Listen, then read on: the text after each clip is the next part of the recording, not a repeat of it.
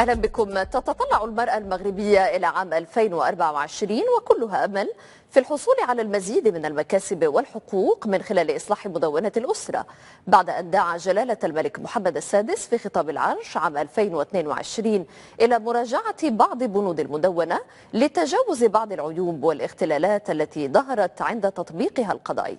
وقد أكدت الهيئة المكلفة بمراجعة مدونة الأسرة أنها أنهت جلسات الاستماع للتصورات بخصوص تعديل مدونة الأسرة.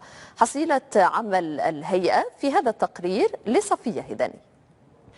سنة 2023 سنة الإصلاحات المجتمعية بامتياز، والأسرة جوهر هذا الإصلاح من خلال الانكباب على إصلاح مدونة الأسرة التي شكلت عند إطلاقها قبل نحو عقدين من الزمن ثورة حقوقية حقيقية في إطار المساواة بين الجنسين، ومراعاة للتحولات التي عرفها المجتمع المغربي وتجاوزا للإشكاليات التي أبان عنها تطبيق المدونة.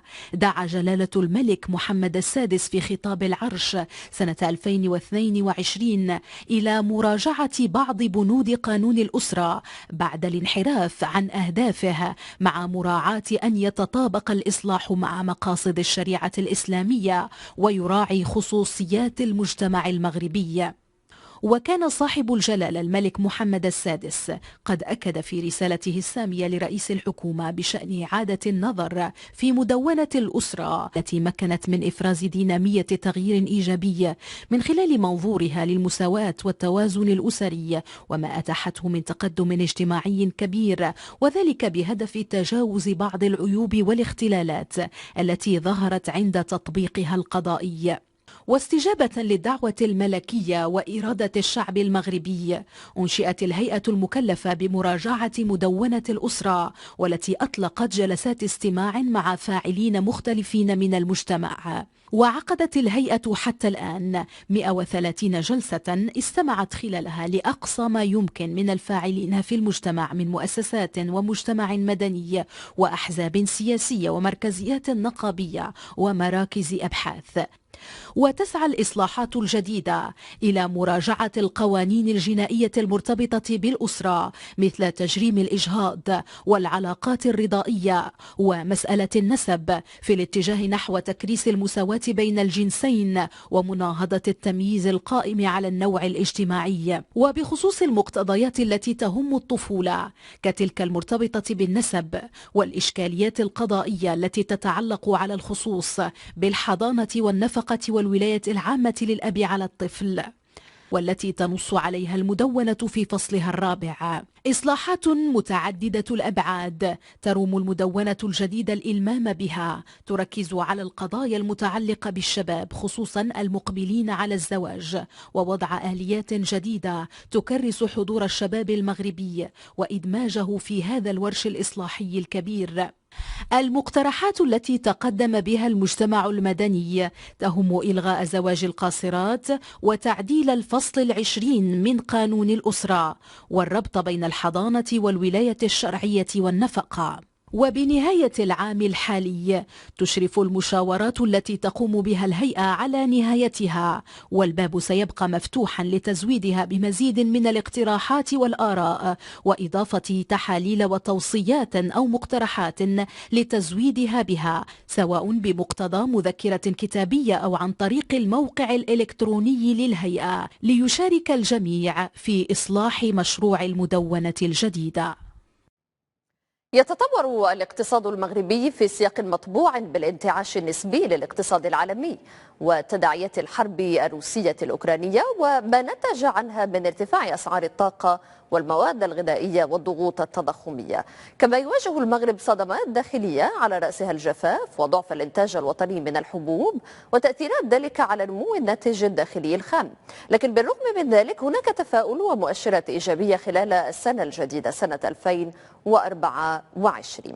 طيب، متابعة لهذا الموضوع معنا من الرباط خبير الاقتصاد الاجتماعي والتضامني عبد العزيز الرماني. أهلا بك سيدي. أستاذ مرحبا ومرحبا بكل مشاهدينا الكرام، ومن طبيعة الحال كنبارك للجميع السنة الميلادية، وأكد على السنة الميلادية الجديدة إن شاء الله. شكرا لك ولكم أيضا. طيب، الاقتصاد المغربي تمكن من تحقيق الانتعاش بسرعة بعد جائحة كورونا، وهو ما أتاح استعادة مستويات ما قبل الأزمة. لكن في السنة الأخيرة شهد الاقتصاد المغربي مجموعة من الصدمات الخارجية والداخلية كذلك، والمتمثلة أساسا كما سبق وذكرنا في تداعيات الحرب في أوكرانيا، موسم الجفاف. سؤالي لك، هل سيواجه الاقتصاد المغربي نفس هذه التحديات في السنة الجديدة، أم أنه اكتسب اليوم نوع من المناعة التي ستمكنه من الصمود؟ طبعا ما دمت تحدثتي أستاذة على المناعة وعلى الصمود، أكيد أن الاقتصاد المغربي مر من مرحلة المجابهة، المقاومة والصمود، خاصة في المرحلة اللي كانت فيها الجائحة ديال كورونا هي المسيطرة ومهيمنة وهي المؤثرة على الواقع الاقتصادي والاجتماعي. ولكن الآن يمر كيف ذكرتي مرحلة الانتعاش. مرحلة الانتعاش ما خصش يتلوها ركود، خص يتلوها نمو. توقعات إن شاء الله ديال لا الأبناك الدولية ولا الشركاء الماليين ولا بنك المغرب ولا الجهة المعنية يعني المندوبية السامية للتخطيط ولا الجهة الحكومية الرسمية يعني الحكومة أصلا كتوقع الخير إن شاء الله، خاصة مع معدل نمو جيد يعني 3.5 ولا 3.6 ولا 3.7. هذا رقم جيد جدا ديال النمو إلى حصل.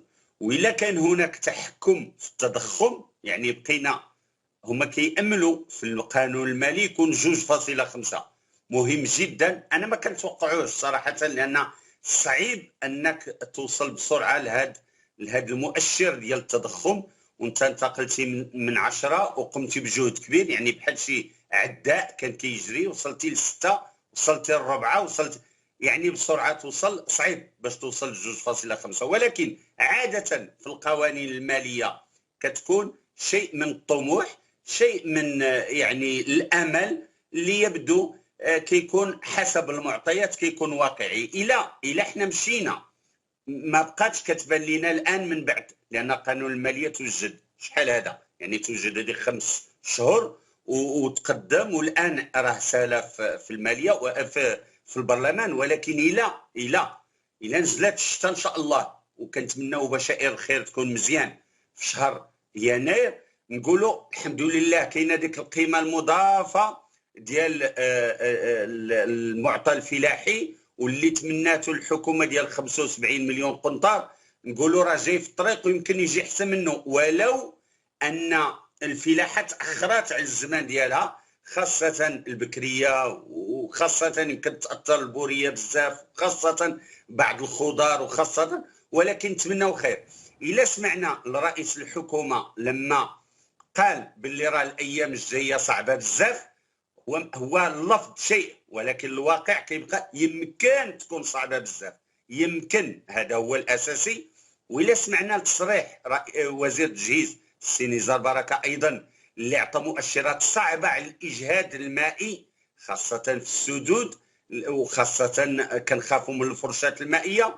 وإلا شفنا المذكره الموجهه الى الولاة والعمال ديال وزير الداخليه اللي كتعطي اجراءات مهمه جدا في المرحله المقبله، وإلا اجتهدنا في البحث عن التوازنات، وإلا طبقنا ونزلنا التعليمات الملكيه الساميه بشكل سليم، خاصه في ادخال التكنولوجيا الحديثه فيما يخص الماء، في جلب الخبرات الدوليه، في استحضار كل ما يمكن استحضاره لبناء وتاسيس واحد النظام هيكلي للمرحله المقبله. بدينا الحمد لله مع هذاك الربط المائي يعني اللي كنسموه طرق السياره للماء، بديناه الحمد لله مع تحليات مياه البحر اللي غاديه لا بالنسبه للمحطات المستقره ولا المحطات المتنقله.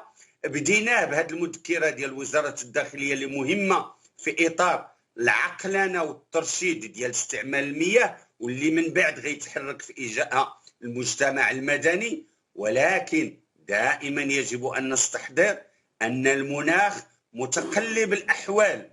الان شفتوا في نشرات الاخبار لما تكلمتوا على اشنو واقع في بعض الدول، يعني لا ألمانيا نعم. ولا إنجلترا ولا غيرها، صعب ما يقع. نعم.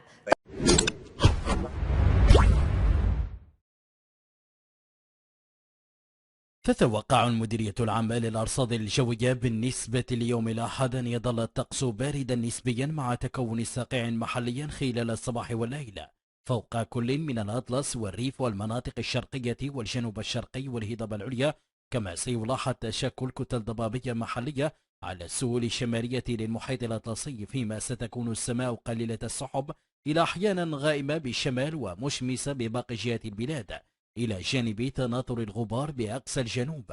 وستتراوح درجات الحرارة الدنيا ما بين ناقص 2 و4 درجات بكل من مرتفعات الأطلس والسفوح الجنوبية الشرقية والهضاب العليا الشرقية، وما بين ناقص 4 درجات و9 درجات بالريف والسهول الداخلية الشمالية والوسطى، فيما ستكون ما بين 9 و14 درجة فيما تبقى من ربوع البلاد.